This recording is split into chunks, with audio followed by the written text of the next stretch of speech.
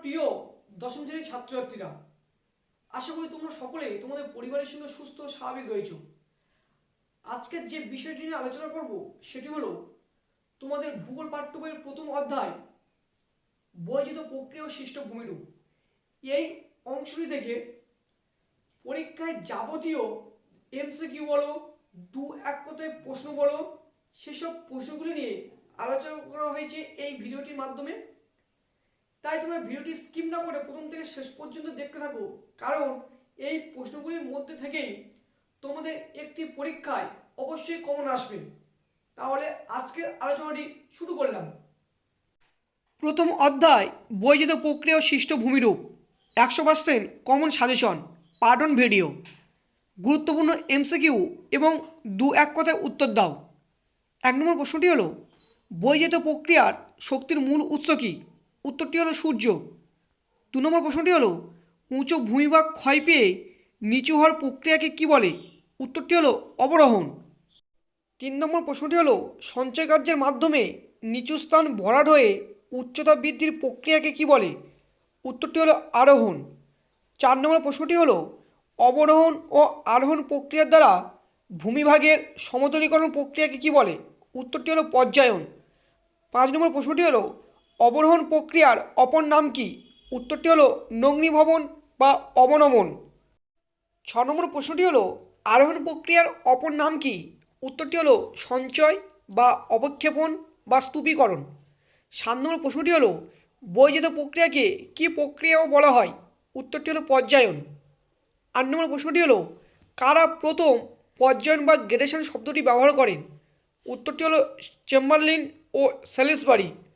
9 নম্বর প্রশ্নটি হলো গ্রেড শব্দটি প্রথমকে ব্যবহার করেন? উত্তরটি হলো জিকে গিলবার্ট। কত খ্রিস্টাব্দে? 1876 খ্রিস্টাব্দে। 10 নম্বর প্রশ্নটি হলো যান্ত্রিক ও রাসায়নিক পদ্ধতিতে ভূপৃষ্ঠের শিলাস্তর চূর্ণ বিচ্ছিন্ন ও বিয়োজিত হয়ে সেই স্থানেই পড়ে থাকলে তাকে কি বলা হয়? উত্তরটি হলো আবহবিকার। 11 নম্বর প্রশ্নটি হলো প্রাকৃতিক শক্তির মাধ্যমে ভূপৃষ্ঠের পদার্থের প্রাণ পরিবর্তনকে কি বলা হয়? উত্তরটি হলো ক্ষয়ীভবন। 12 নম্বর প্রশ্নটি হলো অভিকর্ষের টানে উচ্চভূমির ঢাল বরাবর মাটি ও শিলাস্তর নেমে আসার প্রক্রিয়াকে কি বলা হয়? উত্তরটি হলো পুঞ্জিত ক্ষয়। 13 নম্বর প্রশ্নটি হলো যে প্রক্রিয়ায় বিভিন্ন প্রাকৃতিক শক্তি ভূপৃষ্ঠে উপর কাজ করে ভূমিরূপের পরিবর্তন ঘটায় তাকে কি বলে? উত্তরটি হলো বৈজিত প্রক্রিয়া। 14 নম্বর প্রশ্নটি হলো গতিশীল প্রাকৃতিক শক্তিগুলি ভূপৃষ্ঠের নিচে যতটা ক্ষয় করতে পারে তাকে কি বলে? উত্তরটি হলো ক্ষয়সীমা।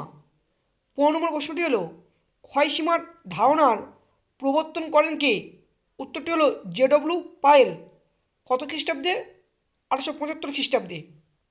16 নম্বর প্রশ্নটি হলো প্রাকৃতিক শক্তির শেষ ক্ষয়সীমার নাম কি? উত্তরটি হলো সমুদ্রতল। 17 নম্বর প্রশ্নটি হলো মরু অঞ্চলের শেষ ক্ষয়সীমার নাম কি? উত্তরটি হলো প্লাহ হ্রদের জলতল। 18 নম্বর প্রশ্নটি হলো কত সালে চেম্বারলিন ও স্যালিসবারি বৈজিত প্রক্রিয়াকে পর্যায়ন বা কমাইন প্রক্রিয়া বলেছেন? উত্তরটি হলো 1904 সালে। 19 নম্বর প্রশ্নটি হলো অবরোহণ প্রক্রিয়ায় সৃষ্ট কয়েকটি ভূমিরূপের নাম লেখো। উত্তরটি হলো গৌড়, ইনসেলবার্জ ইত্যাদি। 20 নম্বর প্রশ্নটি হলো আরোহণ প্রক্রিয়ায় সৃষ্ট কয়েকটি ভূমিরূপের নাম লেখো। উত্তরটি হলো প্লাবনভূমি, বদ্বীপ ইত্যাদি। আর ভিডিওটি যদি তোমার একটু উপকারে লাগে তাহলে অবশ্যই ভিডিওটিকে একটি লাইক করো, কমেন্ট করে জানাও ভিডিওটি তোমার কেমন লাগলো। আর আমার চ্যানেল নতুন হলে চ্যানেলটিকে অবশ্যই সাবস্ক্রাইব করে পাশের বেল আইকনের অল নোটিফিকেশানটি সিলেক্ট করে নাও পরবর্তী ভিডিওর নোটিফিকেশানগুলি পাওয়ার জন্য। আরও ইম্পর্টেন্ট আলোচনা নিয়ে তোমাদের সাথে আবার দেখা করব আমি।